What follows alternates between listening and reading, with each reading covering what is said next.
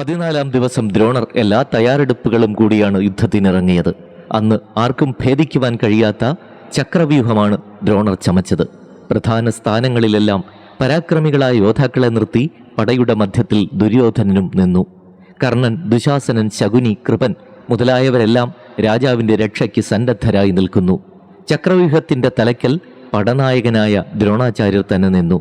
ശല്യർ, അശ്വത്ഥാമാവ്, സിന്ധുരാജൻ തുടങ്ങി എല്ലാ യോദ്ധാക്കളും ദ്രോണരുടെ നിർദ്ദേശമനുസരിച്ച് യഥാസ്ഥാനത്ത് നിലയുറപ്പിച്ചു. യുദ്ധം ആരംഭിച്ചു. പാണ്ഡവ സൈന്യത്തിലെ യോദ്ധാക്കളെല്ലാം ദ്രോണരോട് ഏറ്റുമുട്ടുവാൻ തുടങ്ങി. പക്ഷേ ആർക്കും വ്യൂഹം ഭേദിച്ച് അകത്ത് കയറുവാൻ സാധിച്ചില്ല.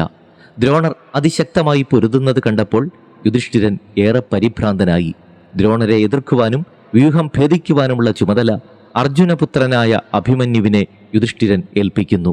അദ്ദേഹം അഭിമന്യുവിനോട് പറഞ്ഞു, ഉണ്ണി അഭിമന്യു, ഈ ചക്രവ്യൂഹം തകർക്കുവാൻ കൃഷ്ണനും അർജുനനും രുക്മിണീപുത്രനായ പ്രദ്യുമ്നനും പിന്നെ നിനക്കും മാത്രമേ സാധിക്കൂ. നീ ഇപ്പോൾ തന്നെ ചക്രവ്യൂഹം ഭേദിക്കുക.